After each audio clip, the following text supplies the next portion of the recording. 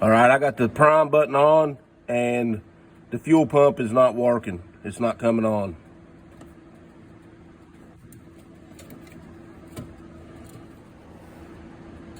You can hear what? The relay kicking on, but the fuel pump's not coming on.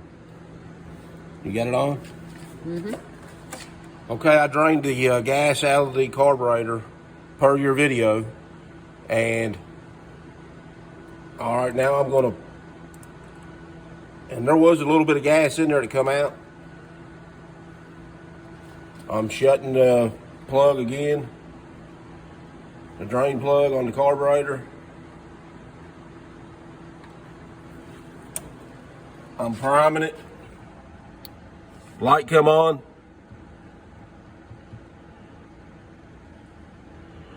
Pump's not running. I can hear it that it's not running.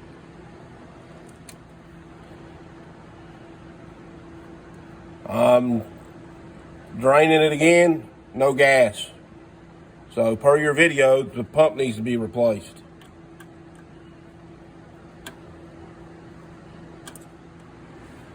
All right, now we're going to check the voltage per your video at the fuel pump, going into the fuel pump.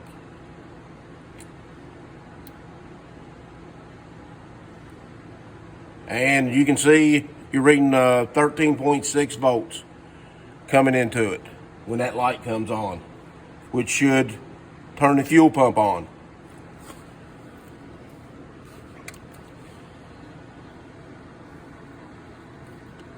I'm making a jumper straight to the battery source, to the pump. Pump kicked on.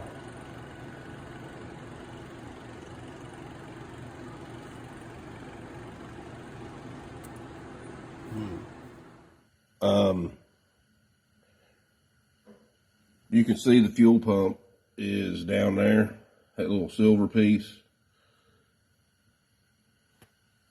So I contacted Yamaha about this, and they sent me some videos on how to troubleshoot it, just to make sure that it was the fuel pump and not the ECM. We did that, and everything led back to the fuel pump. So they sent me a new fuel pump, no questions asked.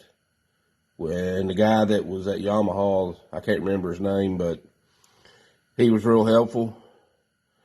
So anyway, this thing would run for about 2 or 3 minutes, if that, and then die. So I thought it was a carburetor issue at first. I took that carburetor apart, back in, and actually I took it apart somewhat when we were on our trip, because we were boondocking and it got hot. But it wasn't the fuel pump, or it wasn't the carburetor, it's the fuel pump. Anyway, their service, the guy so far was very nice and on the spot. Johnny on the spot, he sent me the stuff by email. Troubleshooting guides help me out. I always like that, especially if it's somebody that you know they know what they're talking about. But anyway, that's it, and this is it, and we'll see you guys on the trail.